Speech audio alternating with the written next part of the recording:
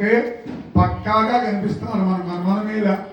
అయితే ప్రత్యక్షంగా కనిపిస్తారా దేవతలు? అబ్బాయి ప్రత్యక్షంగా దేవుడు కనిపిస్తారా?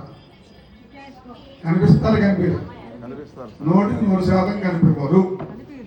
కలియుగంలో దర్శించే ఆ భాగ్యం లేదు. కలియుగంలో దర్శించే భాగ్యం లేదు. అందుకే ఒక మాట అన్నాడు శాస్త్రంలో. ఏమన్నాడు తెలుసా?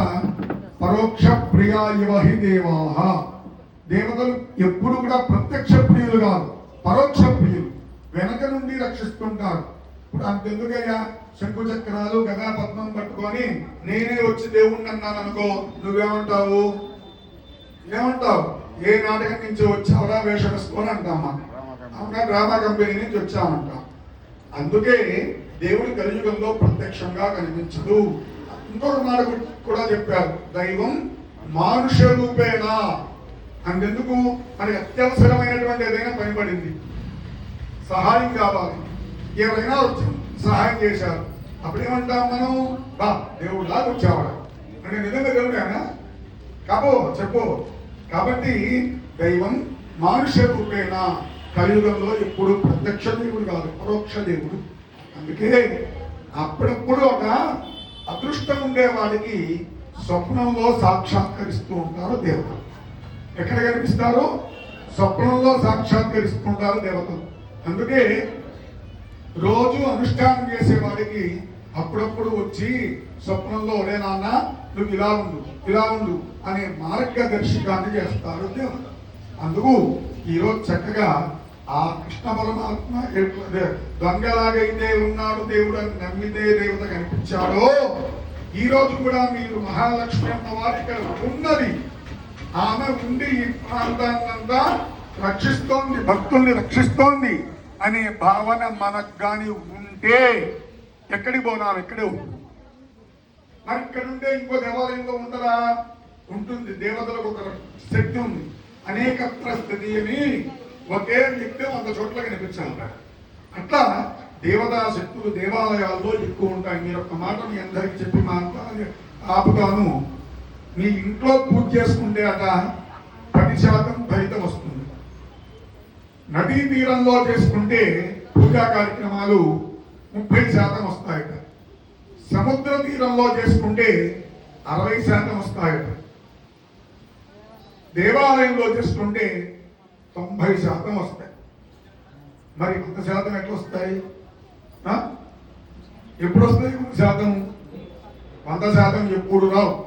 ఎప్పుడు వస్తాయ్యా 100% అంటే దానికి చెప్పారు. ఉండమ్మా మళ్ళా వెళ్తుండు. దానికి చెప్పారు. ఏం చెప్పారు తెలుసా? శాస్త్రంలో 90% భగవత్ కైంకర్యం చేసే వాళ్ళకి 90% ఫలితం వస్తుంది. 10% వీడి చేసే అనుష్ఠానం వల్ల, నిత్యం జపం చేసుకునేటువంటి అనుష్ఠానం వల్ల మిగతా 10% కలిసి 100% తెచ్చుకోవాల్సిందే తప్పితే 100% దేవుడి పడు. మీకో మాట చెప్తారు. కత్తెర ఉంటే కత్తెర బట్ట కట్ చేయాలనుకో, ఏమ్మా కత్తెర వాడతారా? కానీ వాడతామా? కత్తెరలో ఎన్ని కత్తులు ఉంటాయి? 2.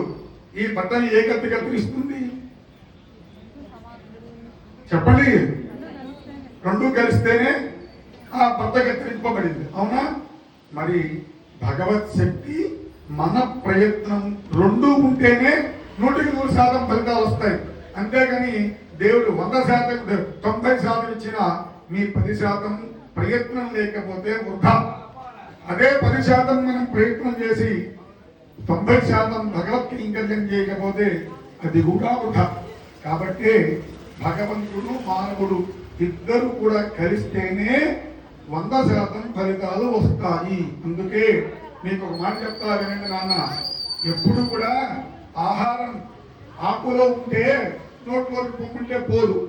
పోతుంది అన్న, చేత్తో తీసుకొని నోట్లో పెట్టుకొని మింగితేనే ఆహారం లోపలిపోయింది. అవునా? భగవంతుడు ఇక్కడ ఆహార రూపంలో ఇక్కడ కూర్చోంటాను, నేను పలకరిస్తాను అని ఇంట్లో కూర్చొని నాకు తెచ్చేయండి ఎందుకు ఇచ్చిస్తారు? ఆకులో ఉండే చేత్తు నోట్లో పెట్టుకున్నట్టే ఇంట్లోంచి బయలుదేరి దేవాలయానికి వస్తేనే ఆ ఫలితం వస్తుంది. అట్లా ఈ రోజు మీరందరూ కూడా భగవత్ కైంకర్యం చేసేదానికి ఒక 15-20 నిమిషాల్లో మహాపూర్ణాహుతి జరుగుతుంది. తర్వాత కుంభాభిషేకం జరుగుతుంది. అందరూ వచ్చే ఇంట్లోంచి వచ్చి ఈ కైంకర్యంలో పాల్గొని అమ్మవారి కృపకు పాత్రలు కావాల్సిందిగా కోరుతూ ఇప్పుడు మృత్యుంజయ హోమం, ఆయుష్ హోమం జరుగుతుంది. ఆ హోమాలు దర్శించి మీ అందరూ కూర్చున్న వాళ్ళు కూడా ఏం కోరుకోవాలంటే, ఓ పరమాత్మ, నాకు కూడా గండాలు ఉండకూడదు, అకాల మరణాలు మా ఇంట్లో జరగకూడదు అని మీరు అలా ప్రార్థన చేస్తుండండి. ఇలా మృత్యుంజయ హోమం, ఆయుష్ హోమం జరుగుతాయి. మృత్యుంజయ ఇదం నమః అనుకోండి. చేసిన తర్వాత ఓం అపపశ్చిమపక్షితం అపేతస్య వదతిః అథానోజ్ఞావహారాయ స్పోషకం సహస్రం ఏతే సహస్రమైదం వాసా మృత్యోర్మత్యాయ హంతవే తాన్ యజ్ఞస్య మాయ సర్వాన్ వేదామహే.